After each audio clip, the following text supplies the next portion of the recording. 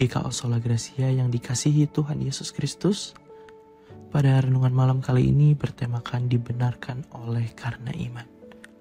Dengan bacaan ayat Alkitab yang terambil dari Roma pasal yang kelima, ayat yang pertama hingga yang kedua, yang berbunyi demikian.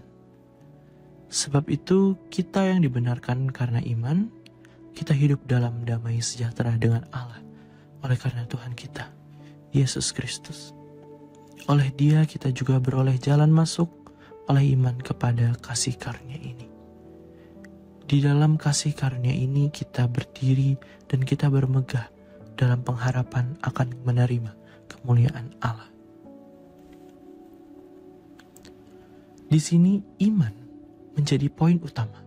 Kenapa harus iman? Seperti yang kita ketahui, iman itu merupakan dasar daripada pengharapan yang memberikan kita keyakinan, walaupun belum terlihat atau tidak tampak secara fisik. Namun iman itulah yang membuat kita yakin terhadap realitas rohani. Kenapa kita bisa dibenarkan oleh karena iman? Saudara-saudara perlu mengetahui bahwa pembenaran yang dimaksud ini semata-mata bukan hanya status hukum, tapi adalah pernyataan benar di hadapan Allah, meskipun kita adalah orang berdosa. Kenapa bisa seperti itu? Hal itu dibuktikan dengan jelas bahwa itu semua bersumber daripada Tuhan kita, Yesus Kristus.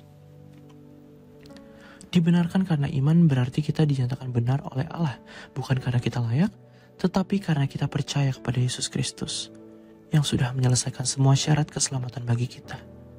Itu semua merupakan makna dari pengorbanan Yesus Kristus yang rela mati di kayu salib untuk kita semua.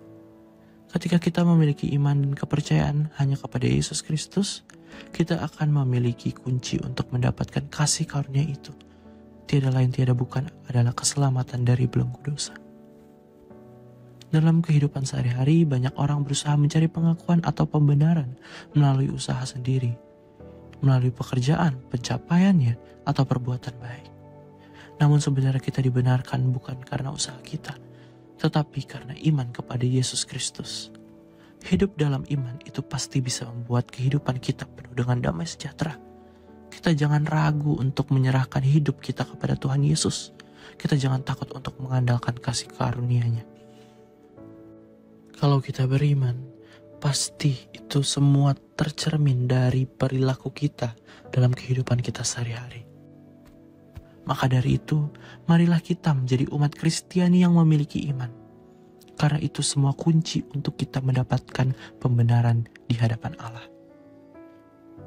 Untuk kita memperoleh kasih karunia dari Allah, yaitu keselamatan kekal bagi kehidupan kita, kita perlu bersukacita di dalam pengharapan iman kepada Yesus Kristus.